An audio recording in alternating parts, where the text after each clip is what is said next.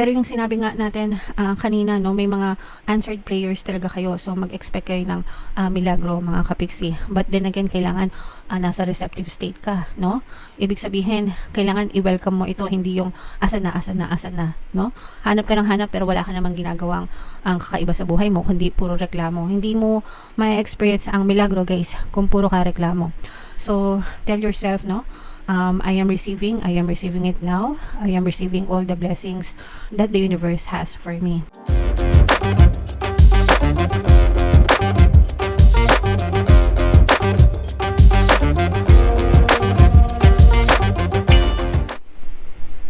Hello guys, hello Libra, welcome back to Pinay Pixie Tarot. Ang pamagatang episode natin for tonight is Blessings sa 2025. So, titingnan natin yung mga blessings na pwede nyo ma-experience guys ngayong 2025. Unahin muna natin tong deck na to mga kapiksi. Tingnan natin yung mga mensahe sa inyo, no? Ng inyong mga gabay mga kapiksi. Wow, so unahin na natin tong nasa gitna guys, no? Mag-expect ng mga milagro or mga manifestation guys ngayong 2025. So, ibig sabihin nito guys, magtiwala lang kayo, have faith in your prayers, yung mga dinadasal nyo, yung mga hinihiling nyo sa nasa taas guys, maaari siyang dinggin ngayong 2025. You just have to persist, huwag kayong mawala ng pag-asa, at huwag kayong mainip. Matuto kayong magtiwala, magkaroon ng pananampalataya mga kapiksi. Lahat ng hinihiling nyo or lahat ng dinadasal nyo, dinidinig ng nasa taas guys, okay? And another message para sa inyo is magkaroon kayo ng sacred space sa bahay nyo para sa inyong dasalan. Although sometimes wala talaga tayong space, no? Yung mga altar, ganyan. Sometimes wala na talagang space sa bahay. And okay lang yun mga kapiksi. Ang importante is magkaroon kayo ng dedicated hour for your prayers mga kapiksi, kahit isang beses lang sa isang araw, di ba? Kahit sa kwarto nyo lang mga kapiksi, basta alam nyo yun, have some quiet time and connect with the divine mga kapiksi. Give your thanks to the Lord and idulog nyo yung mga gusto nyong idulog mga kapiksi. Alright? And kailangan malakas yung ating spiritual connection with the divine guys. And maging matapang guys, no? Be bold and be brave enough ngayong 2025. Kumbaga, wag kayong magpadala sa takot, sa mga duda, mga kapiksi.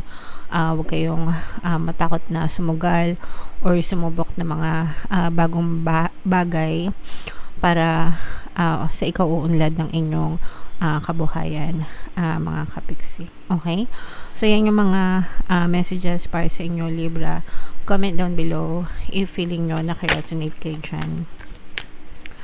So, tingnan natin yung mga gabay sa inyo or mga blessings nyo guys ngayong 2025. Shuffle natin to guys. Habang sinushuffle ko to, panoorin nyo muna yung video natin regarding sa ating paano mag-manifest ng abundance video course. Kapiksi, sawa ka na ba sa mga struggles at hirap sa buhay mo? Masipag ka ba at masikap sa buhay ngunit hindi ka pa rin umaasenso? Ilang beses ka na bang nag-attempt mag-negosyo at mag-invest pero palagi ka pa rin nalulugi? Sa pagkakataon na ito ay maaaring may subconscious beliefs ka na nagiging balakid sa iyong pag-unlad at pagyaman. Introducing, paano mag-manifest ng abundance video course. Dito ay matututunan mong ma-overcome ang mga balakid mo para tuluyan ka ng umunlad, umasenso, sumagana, maging matagumpay, successful at maswerte sa iyong kabuhayan, pera, trabaho, negosyo sa lapi at kaperahan ng bonggang-bongga. Dali, mag-send na ng email sa pinoypixitaro@gmail.com at simulan na ang iyong pagyaman ngayon. Alright, so sa lahat ng gusto mag-avail ng course guys, meron tayong New Year promo. Magbibigay tayo ng 10% discount sa lahat ng gusto mag-avail ng course guys. Kaya mag-avail na kayo. And meron din tayong bagong course guys, paano mawala ang third party at magkaroon ng harmonious na relationship para mawala yung mga kabit ng mga jowa nyo guys. 10% discount din yan until January 31 mga kapiksi. Kaya i-avail nyo na. And Libra, guys, kayo ay represent ng King of Swords. Ito yung ating blessings energy. This is both negative and positive, guys. Yung negative, yun yung mga balakid sa mga blessings nyo. Kaya kailangan nyo marinig yon para ma-overcome nyo yung mga balakid na yon. Meron ditong presence ng Earth signs, Capricorn, Taurus, Virgo, at saka fire sign, Aries, Leo, Sagittarius. For some of you, pwedeng may ganyang element kayo sa inyong natal chart, or you may be dealing with other people na may ganyang sign sa kanilang natal chart. Unahin natin yung negative energies para sa inyo. Yung iba sa inyo, guys, kasi meron tayong message kanina na be bold, be daring, take risks, no? Pero yung iba sa inyo, nagkakaroon na kayo ng trust issues, mga kapiksi. Siguro na-scam na kayo dati, naloko na kayo dati, naabuso na kayo dati. Kaya yung iba sa inyo, parang natatakot na kayo na sumugal ulit, mga kapiksi. When we say sugal, no, hindi yung sugal na sugal talagang sugal, pero it's about taking risks, no, yung sumusugal kayo sa mga opportunities. And yung iba sa inyo, pwede kasing, sabi ko nga, naloko na kayo before, na-scam na kayo before, and yung iba parang hindi pa nakaka-move on, no, dun sa mga na-scam sa inyo dati, kaya nagkakaroon na kayo ng mga trust issues ngayon. So, sometimes, it's both a blessing and a curse at the same time. Kasi, nagiging curse siya kasi, napapalampas nyo yung mga magagandang opportunities sana, no? And it's a blessing kasi nagiging maingat kayo sa mga choices nyo. So, don't be afraid, mga kapiksi, no? Kumbaga, kahit na may mga scam or may mga manloloko, marami pa rin namang mga legit na opportunities na pwedeng dumating sa inyo, mga kapiksi. So, make sure lang na mag-invest kayo sa tamang pag-aaral, tamang pagsasaliksik, no?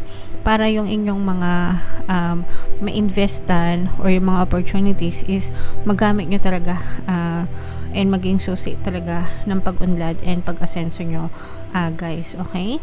Now, may mga unexpected na mga ideas na maaari kayong i-harness, i-explore. Ito, guys, parang feeling ko mina-manifest nyo ito. Parang si universe yung nagtatanim nito sa isip nyo. Itong mga ideas na to, mga creation, mga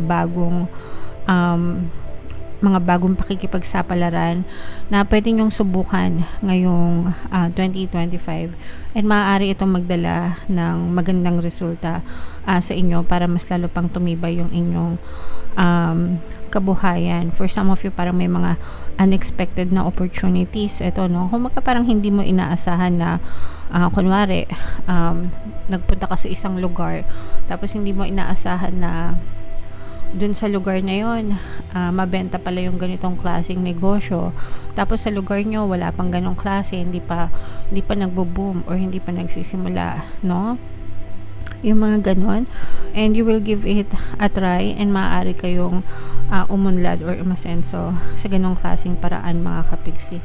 So, wag nyong i-shut off yung sarili nyo, guys. Kumbaga, wag nyong maging open-minded kayo. Wag nyong isarado yung sarili nyo. Kasi kapag sinara nyo yung sarili nyo ay naging close-minded kayo, hindi na papasok yung mga opportunities and mamimiss nyo yung mga blessings sa buhay nyo. Okay? So, gamitan lang ng isip, mga kapiksi, and sapat na panahon para pag-aralan. Huwag kayong ma-stuck, guys, sa inyong mga past, no? Ito, nakikita natin yung mga balakid, no? Medyo marami kayong balakid, mga kapiksi, sa mga blessing kasi na-stuck kayo, no? Yung iba na-stuck sa past. Ayan, no, you have a lot of disappointments. Mas marami, guys, yung sa mga Libra, mas marami yung balakid nyo kaysa sa mga blessings. So, kailangan nyo talagang i-work on to, Libra. Otherwise, yung iba sa inyo kasi namang problema talaga sa pera, maraming disappointments, mga frustrations, yun yung paulit-ulit na nakikita nyo.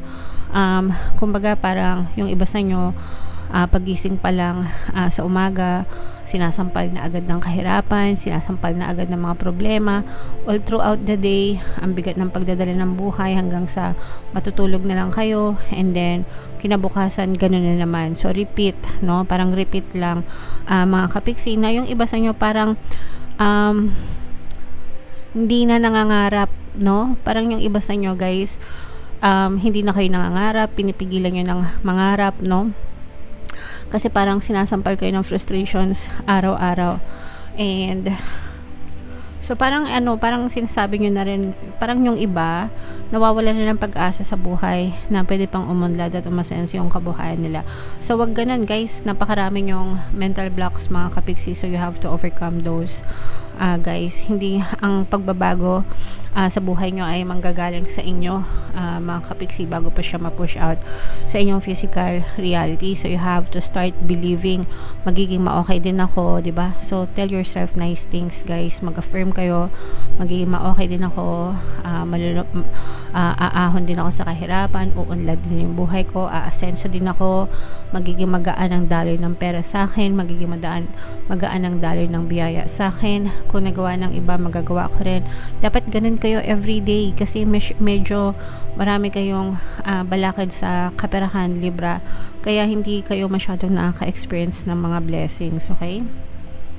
Pero yung sinabi nga natin kanina, no, may mga answered prayers talaga kayo. So mag-expect kayo ng milagro, mga kapiksi. But then again, kailangan nasa receptive state ka, no? Ibig sabihin, kailangan i-welcome mo ito, hindi yung asan na, no? Hanap ka ng hanap pero wala ka namang ginagawang kakaiba sa buhay mo, kundi puro reklamo. Hindi mo ma-experience ang milagro, guys, kung puro ka reklamo. So tell yourself, no, I am receiving it now. I am receiving all the blessings that the universe has for me. Okay? I-comment nyo yan sa baba, mga kapiksi. Yan ang nararapat na affirmations para sa inyo. Again, guys, I am receiving it now. I am receiving all the blessings that the universe has for me. Kasi yung iba sa inyo, guys, no, talagang didinggin. Sabi ko nga, pray hard, work hard, and work on your positive mental diet, mga kapiksi, kasi talagang didinggin yung mga dinadasal nyo. Basta, guys, mag-focus lang, wag mainip, wag maatat, and most importantly, wag kayong magrereklamo. Ang daming reklamo sa buhay nyo, guys, no? Ang dami yung reklamo, yung iba talagang sinasampal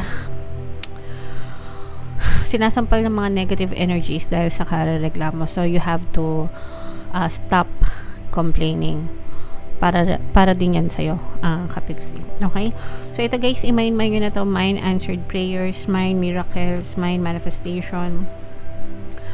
I-mind nyo na yan, guys, sa comment section. And yung affirmation na sinabi ko kanina, i-comment nyo na rin sa baba, mga kapiksi. Okay? Comment down below, Libra, if feeling nyo naka-resonate kayo siyan. For more Libra readings, guys, ito yung inyong playlist. Ito naman yung ating success stories ng paano mag-manifest ng abundance video course. Click here to subscribe, guys, and ito yung ating mga pampaswerte subliminals. Thank you for liking, sharing, and subscribing, and see you again next time. I love you all, mga kapiksi. Have a nice day. Bye-bye.